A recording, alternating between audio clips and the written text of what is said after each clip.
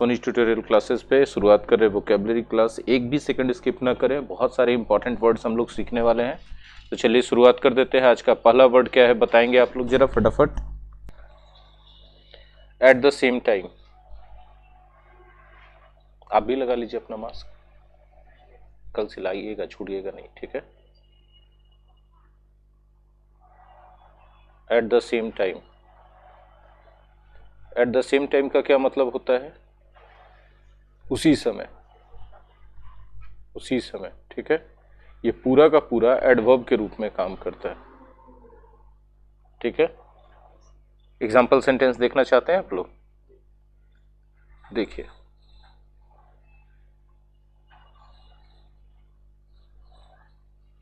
माई पापा was watching news on TV at the same time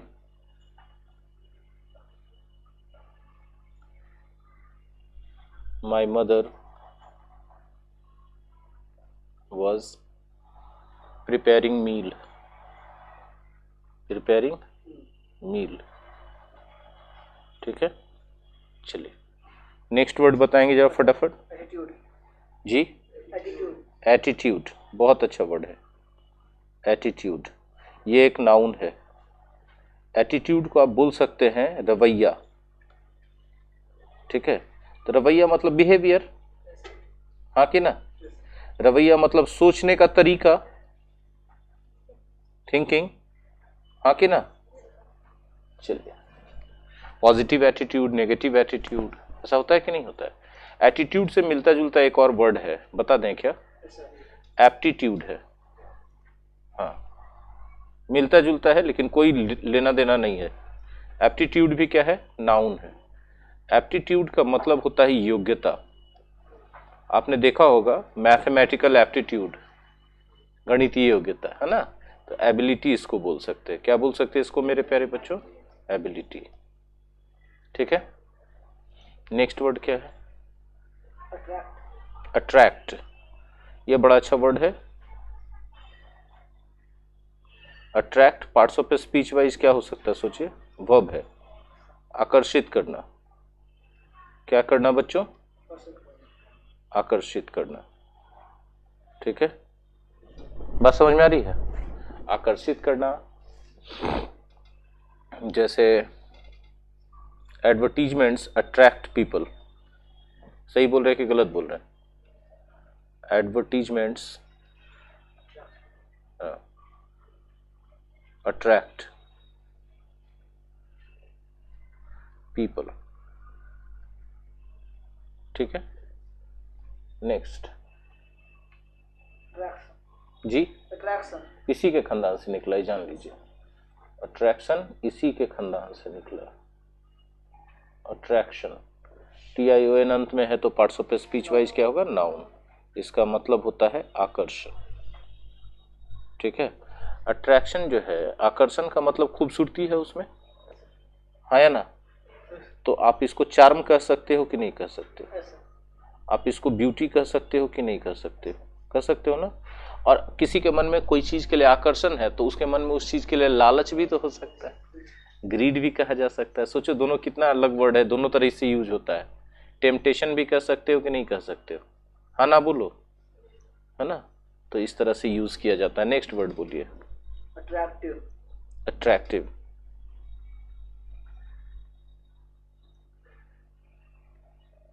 attractive जो है parts of speech wise एक adjective है, ठीक है। इसका मतलब होता है आकर्षक, ठीक है। इसी खानदान से है, सब तीनों एक ही खानदान से, है ना। अब आकर्षक है तो क्या है? ब्यूटीफुल है कि नहीं है बताओ? अच्छा बताओ, चार्मिंग है कि नहीं है?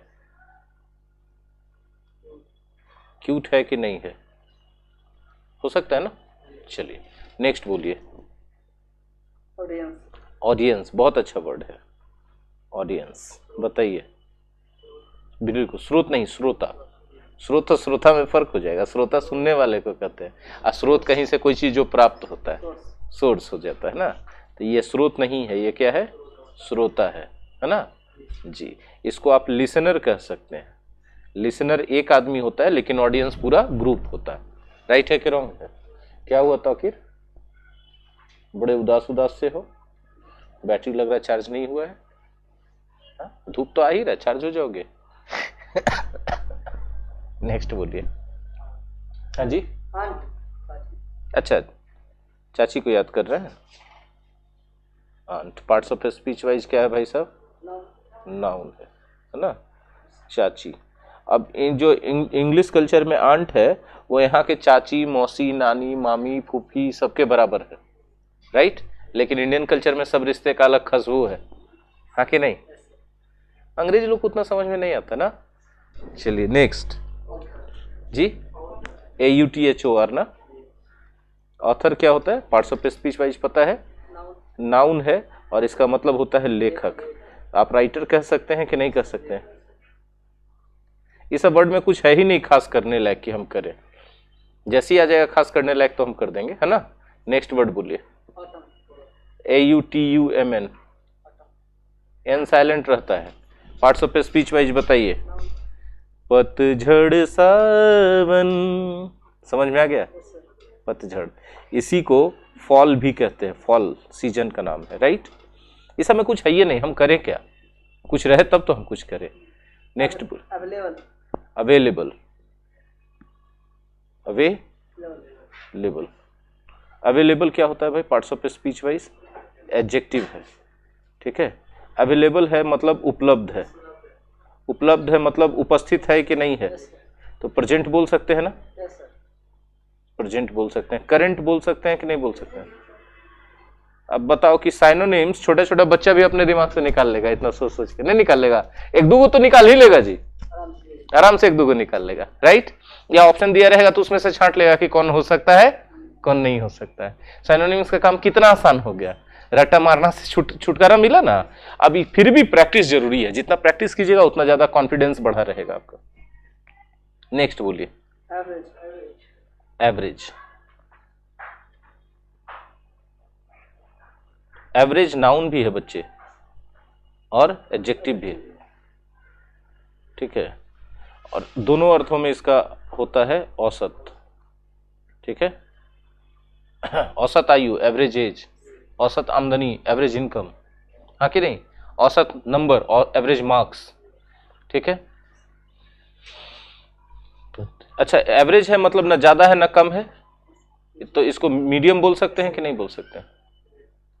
इसको मीडियोकर भी बोल सकते हैं। मीडियोकर मतलब होता है जो ना ज्यादा बहुत तेज हो ना ज्यादा बहुत स्लो हो, और इसको मॉडरेट भी बोल सकते हैं। मॉडरेट का भी मतलब यही होता है, ना ज्यादा हाई ना ज्यादा लो, ठीक है, बीच बीच, मध्यम, ठीक है। नेक्स्ट बोलने का मन है क्या? अवॉइड में चीज है सिखाने लायक, सिखा दें? हाँ, अवॉइड जो है वर्ब है, अवॉइड क्या है? वर्ब है। इसमें बहुत अच्छा एक पॉइंट है सिखाने लायक, जिससे एग्जाम में क्वेश्चन पूछता है, जानना तो चाहेंगे ही।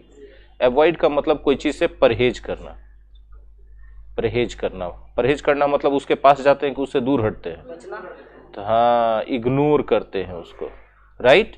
उससे हम लोग दूर हटते हैं मतलब उसको एस्केप करते हैं, उससे बच के हटते हैं, राइट है कि रॉन्ग है ना। तो ये सब, हाँ, बिसाइड वर्ब नहीं ना है, अर्थ मिलता जुलता है, लेकिन ये वर्ब है, ऊपरी पोजीशन है। तो शादी ब्याह होगा, रिश्ता जुड़ेगा, सामान देखेंगे, एक ही जात में ना, उल्टा पुल्टा कर देंगे। बिहार में भी जातिवाद खत्म हुआ है क्या? तब तो अवॉइड करते हैं, ठीक है। एब्सटेन भी करते हैं, एब्सटेन करते हैं कोई चीज से तो उससे परहेज करते हैं, ठीक है। एब्सटेन खास करके करते हैं नैतिकता के आधार पे, लगता है कि नहीं भाई नैतिकता के हिसाब, जैसे सब शराब पीना गलत काम है तो उसको हम अवॉइड नहीं करते, उसको एब्सटेन करते, ठीक है। बात समझ में आ रहा है? किसी लड़की को परेशान करना ये नैतिकता के आधार पे गलत काम है, उसको हम लोग अवॉइड नहीं करेंगे, क्या करेंगे? एब्सटेन करेंगे। बात समझ में आ रहा है? झूठ बोल रहा है, एब्सटेन करना चाहिए सब चीज से, जो गलत काम है उसे एब्सटेन करते हैं। अवॉइड किसी को भी कर सकते हैं, ठीक है। जैसे एग्जाम्पल एक लिखते हैं तो ज्यादा अच्छा समझ में आएगा, राइट है कि रॉन्ग है? We should not avoid our friends, हम लोगों को अपने दोस्तों को अवॉइड नहीं करना चाहिए, कि करना चाहिए दोस्तों को अवॉइड? नहीं, दोस्तों को अवॉइड नहीं करना चाहिए, गंदा बात।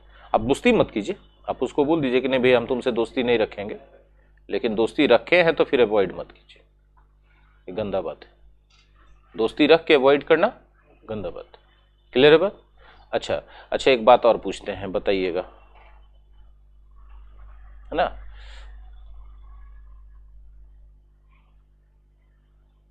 We should avoid going to crowded places, crowded places मतलब क्या, हम लोगों को भीड़ वाले जगह पर जाने से अवॉइड करना चाहिए। अब यहाँ अवॉइड के बाद क्या आया, V4, तो यानी अवॉइड के बाद आप या तो नाउन ला सकते हो या तो क्या ला सकते हो, V4 ला सकते हो, ये आपकी मर्जी है। येलो से लिख दिया, हटा दो, ठीक है। अवॉइड के बाद आप चाहे नाउन यूज कर लो चाहे V4 यूज कर लो। अगर कोई गलती से यहाँ पर लिख देता we should avoid to go, तो ये गलत हो जाता। अवॉइड के बाद हमेशा वर्ब आएगा तो V4 आएगा, और नहीं तो फिर कोई नाउन आएगा। क्लियर है? तो यही वाला पॉइंट पर एरर देता है, ये जो अभी हमने बताया ना कि 2 + V1 और V4, इसी पॉइंट पर एरर देता है। संभाल पाएंगे ना, आसानी से समझ जाएगा, इसमें कुछ है थोड़ी ना। नेक्स्ट बताइए, नेक्स्ट बताइए। अब एक पार्ट्स ऑफ स्पीच क्या है, एडजेक्टिव, ठीक है। मतलब जागा हुआ,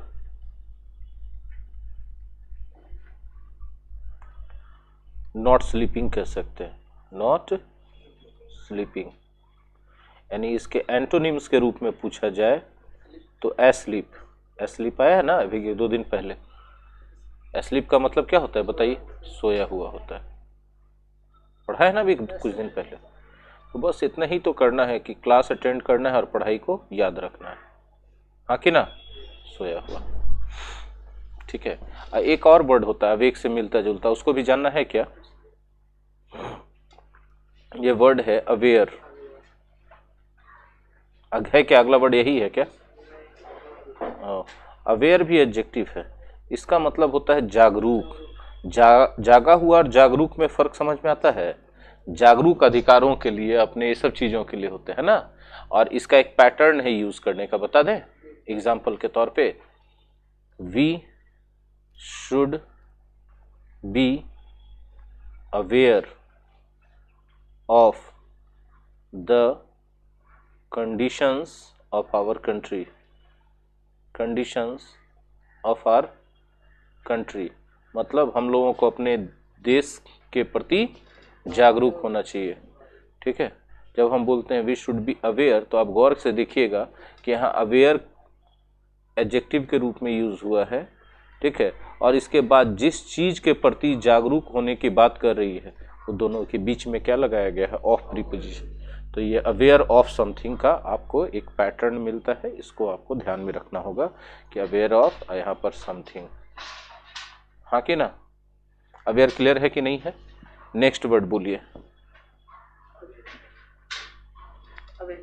अवे, AWAY।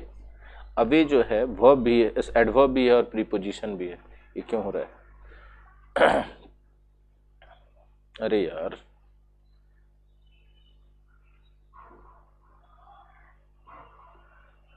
अवे एक एडवर्ब भी है और एक प्रीपोजिशन है, कुछ तो हो रहा है ना।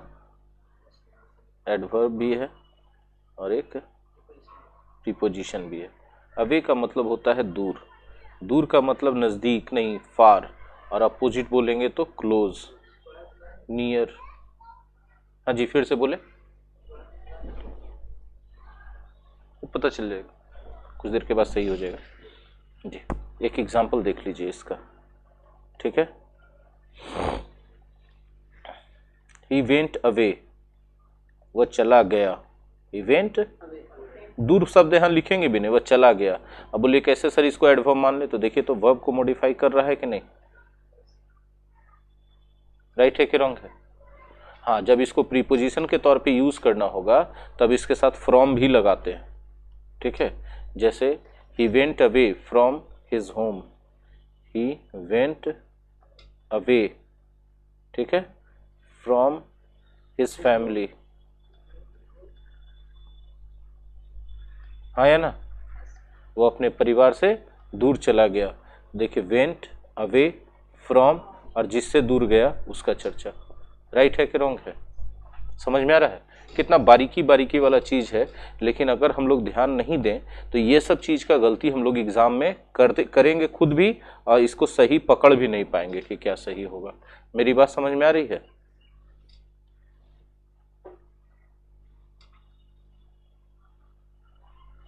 थोड़ा सा इसको करेक्शन कर दिए ताकि बाद में पीडीएफ में दिक्कत ना हो। तो सही हो गया ना? चलिए आगे बढ़ते हैं।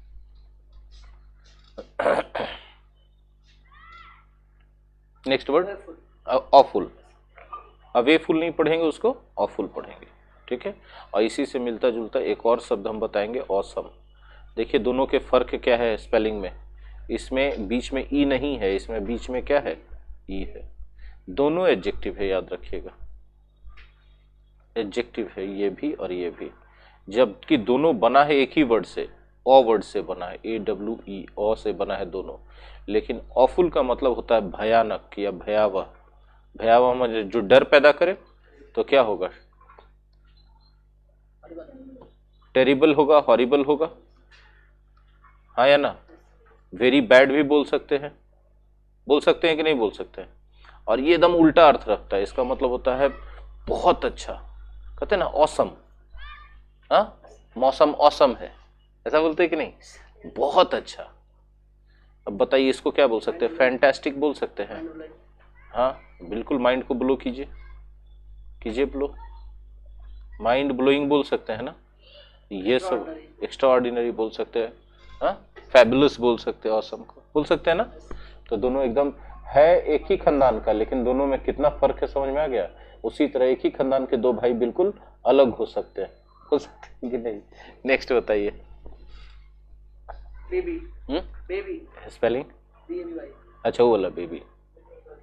बेबी नाउन है और एडजेक्टिव के रूप में भी यूज किया जाता है, ठीक है। बच्चा है ना, इसमें कुछ ज्यादा बताने लायक नहीं है, आगे बोलिए। Baby seat. बेबी सिट, बहुत अच्छा। बेबी सिट का हम हिंदी नहीं बता सकते, ये वर्ब है, इसको हम समझा सकते हैं, ठीक है। क्या आप समझना चाहते हैं हमसे? देखिए इंडियन कल्चर और फॉरेन कल्चर में बहुत फर्क है। इंडियन कल्चर अब थोड़ा थोड़ा फॉरेन कल्चर को अपना करके फॉरेन कल्चर जैसा होने शुरू कर चुका है। लेकिन इंडियन कल्चर में क्या था कि शादी के बाद हस्बैंड और वाइफ में से कोई एक घर पे रहते थे, ज्यादातर वाइफ रहती थी, और एक बाहर पैसा कमाने जाता था। कारण यही था कि भाई घर पे जो रहेगा वो बच्चों की देखभाल करेगा, उनको संस्कार देगा, उनको मैनर सिखाएगा, सब कुछ अच्छा से, उनका खाना पीना, स्वास्थ्य, उनके दिमाग का स्वास्थ्य, शरीर का स्वास्थ्य, संस्कारों का स्वास्थ्य, सबका ख्याल रखेगा, है ना। लेकिन फॉरेन कल्चर में क्या, वेस्टर्न कल्चर में इतना ना ज्यादा लोगों को पैसा कमाने का भूत है कि बच्चा जब ले भी लिया तो मम्मी पापा दोनों जा रहे हैं काम पर, ठीक है। अब इंडिया में ये हो तो थोड़ा संभल भी सकता है, क्योंकि संयुक्त परिवार होगा, मम्मी पापा दोनों चले भी गए तो चाचा है, चाची है, दादा दादी है, बड़े पापा हो सकते हैं, बड़ी मम्मी हो सकती है। तो हम लोग बात कर रहे थे कि मम्मी पापा दोनों काम पे चले गए, न्यूक्लियर फैमिली है, मम्मी पापा चले गए, घर पे कोई बचा नहीं बच्चा का केयर करने के लिए। तो बच्चा को केयर करने के लिए एक आदमी को नियुक्त किया जाता है। जैसे हम लोग के यहाँ काम करने के लिए सर्वेंट या मेड रखा जाता है ना, तो उसी तरह रखा जाता है, उनको बेबी सिटर कहते हैं। उस व्यक्ति को जिसको नियुक्त किया जाता है बच्चा का देखभाल करने के लिए, बेबी सिटर। अब बेबी सिटर जो काम किया वो बेबी सिट कर रहा है। अभी मत सोचना बेबी मैंने बैठना, बच्चा मैंने सीट मैंने बैठना, तो बेबी बच्चा सीट बैठना, बच्चा बैठना, नहीं, ऐसा कुछ नहीं है। बेबी सीट मतलब बच्चे का केयर करना, खास करके माँ बाप एब्सेंट हो तब उन्हीं के घर जा करके ज्यादातर, ठीक है। और प्रोफेशनली उसके बदले सैलरी मिलता है, ठीक है। जैसे नैनी भी बोलते हैं इसको, ठीक है। बेबी सीटर को नैनी भी बोल सकते हैं। जैसे आप सुनते होंगे करीना कपूर और सैफ अली खान का बच्चा, क्या नाम है उसका, तैमूर। तैमूर के नैनी बेबी सीटर है, साथ में लेकर उसको चलते हर जगह, है ना। तो सब तो खैर VIP वाला बात हो गया, ठीक है। इंडियन माओ को बहुत कम ही सब चीज पे भरोसा रहेगा। ट्रेडिशनल माँ को कहे कि हाँ हम जाएंगे नौकरी पर, पता नहीं मेरा बचवा खाना खिलाएगा कि नहीं, दूध पिलाएगा कि नहीं। राइट है कि रंग, ये अच्छा है। लेकिन हाँ बताइए, बेबी सीटर, बेबी सीटर के बाद अगला कौन सा वर्ड है? बच गया। तो आज के लिए वोकेबलरी पर इतना ही छोड़ दिया जाए। आई होप कि अच्छा वर्ड मिला आपको, ऑफुल, ऑसम जैसा, बेबी सीटर जैसा वर्ड मिला, है ना। और ये सारे वर्ड्स आपके लिए आगे यूजफुल हों, इस बात के लिए हम पूरी तरह से उम्मीद में हैं, और आप इसको याद कर लेंगे, इस बात का पूर्ण विश्वास भी है। और जाहिर सी बात है, अच्छा लगा है तो वीडियो पे जाके लाइक करेंगे और कमेंट्स में अपनी राय जरूर बताएंगे, और साथ ही साथ अपने दोस्तों के साथ मिल बांट के खाएंगे। अगर परिवार में नए आए हैं हमारे, सदस्य बन जाइए, सब्सक्राइब करके बेल आइकन को हिट कर दीजिए। क्लियर है बात? और अपने YouTube नोटिफिकेशन को मोबाइल सेटिंग्स में से ऑन कर लें ताकि नोटिफिकेशन आप तक पहुंचे, और जब भी आइए तो आधा अधूरा वीडियो बीच में से मत छोड़िए, पूरा देखिए ताकि पूरा ज्ञान हो। अधूरा ज्ञान जानलेवा हो सकता है। बहुत बहुत धन्यवाद।